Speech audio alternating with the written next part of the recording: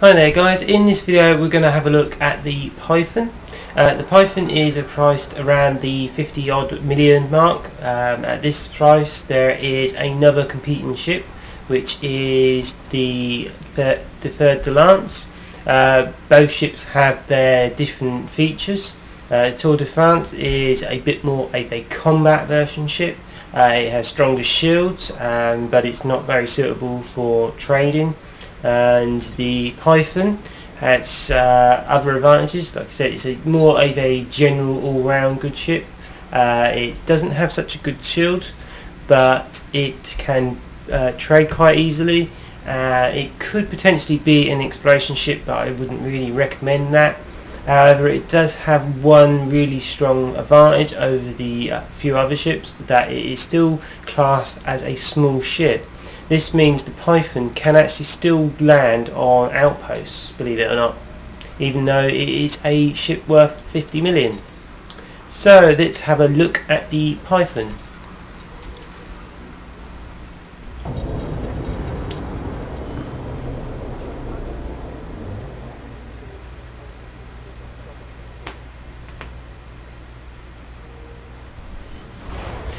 So we have our cockpit. We have a fairly good view with only two kind of bars in the way on the left and right. We do have a seat for a co-pilot. That's about it. So let's have a look at outfitting. So on the outfitting page we have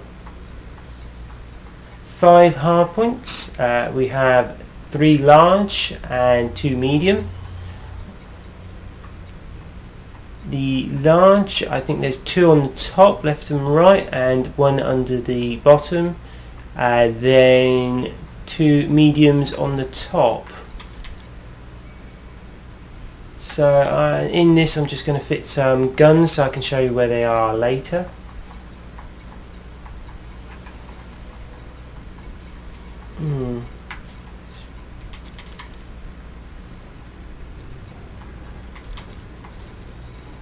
I suppose it doesn't really matter what I fit in here. I'm looking for pulse lasers actually.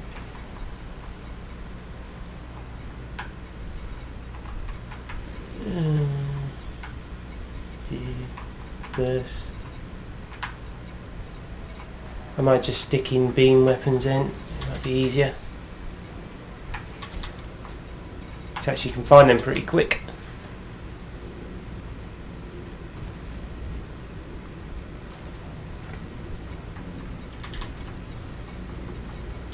I wouldn't recommend putting 3 beams on this ship because it's going to drag the power down pretty fast.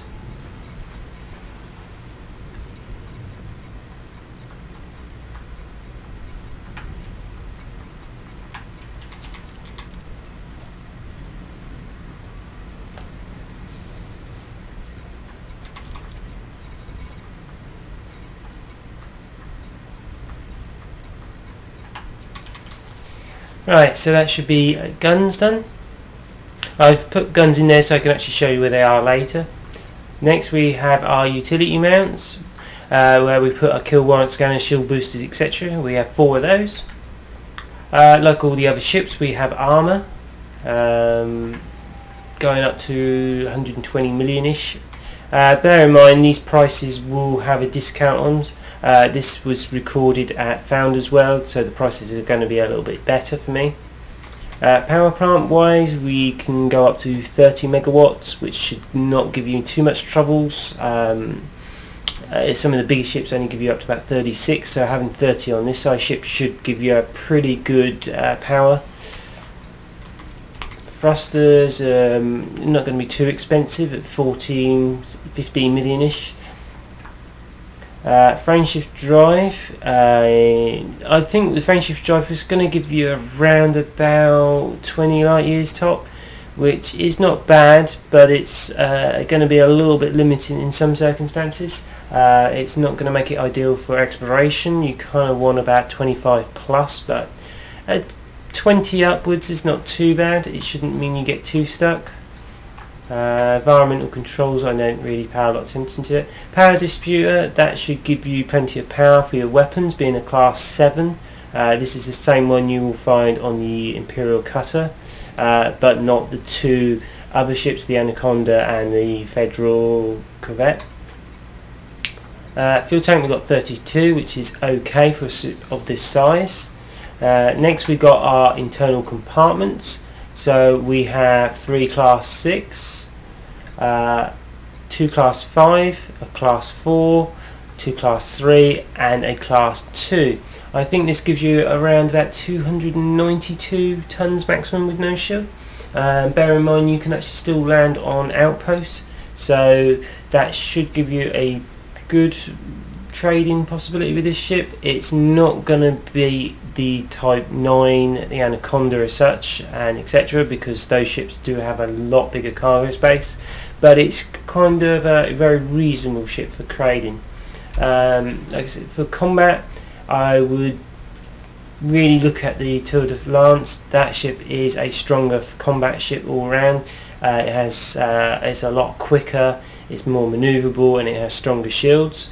But if you just want to try combat now and then, be a trader, maybe be able to defend yourself, then obviously this is a better ship for that. For exploration, I wouldn't recommend it. Obviously there just is cheap ships that are cheaper and can perform the job better, like the Asp Explorer or the Diamondback Explorer. Both of those are better ships for exploration. Right, so let's have a look at the external of this ship. So I need to get it off the internal part.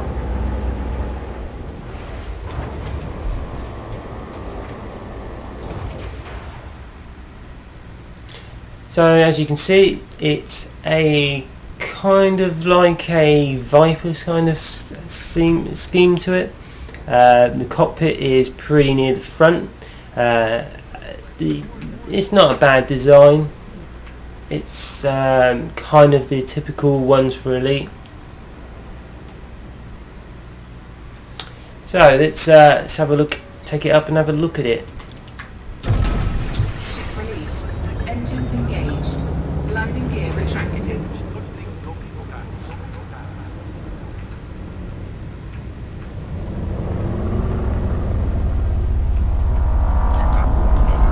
Right, so speed wise we're getting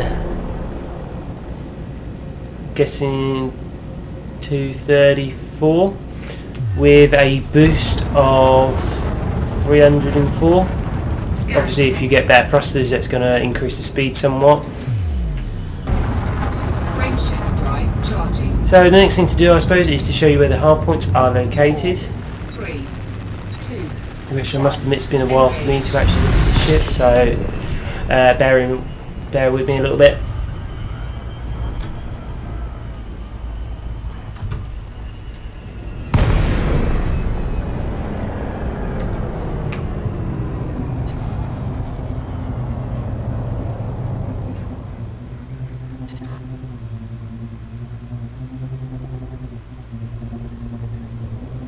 Hopefully that's some light on the top of the ship.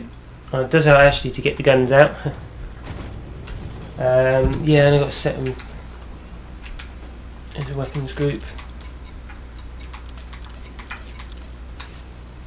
Right, so as you can see, we've got our 5 hardpoints. We've got 2 bunched together on the left and right hand side, and 1 underneath.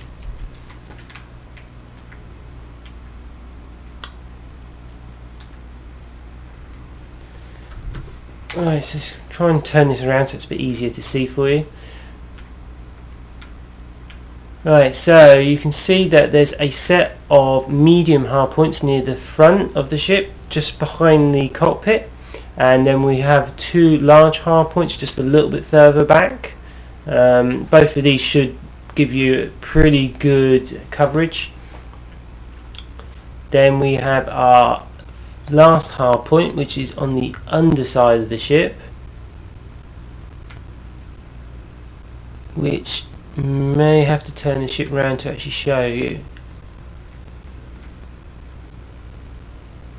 although I can't see it myself. Where is it? There is it. Yeah, that looks like it. Yeah. So our last hard point, which is another large, is at the front of the ship on the underside. It's quite difficult to show you there. I could potentially spin the ship round and show you. Hopefully that should get some light on the underside of the ship.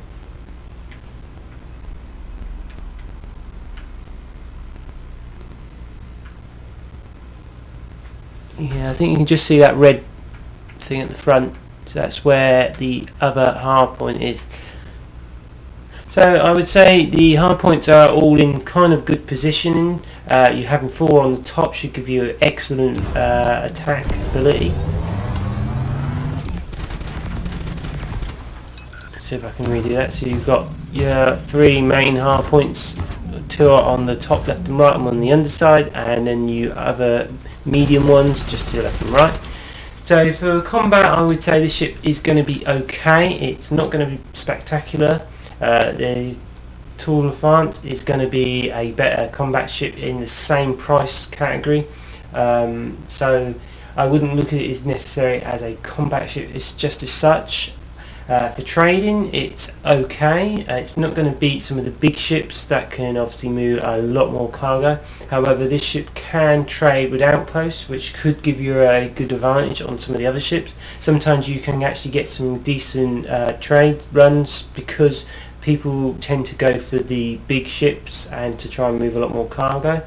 So this you could actually get into a few more.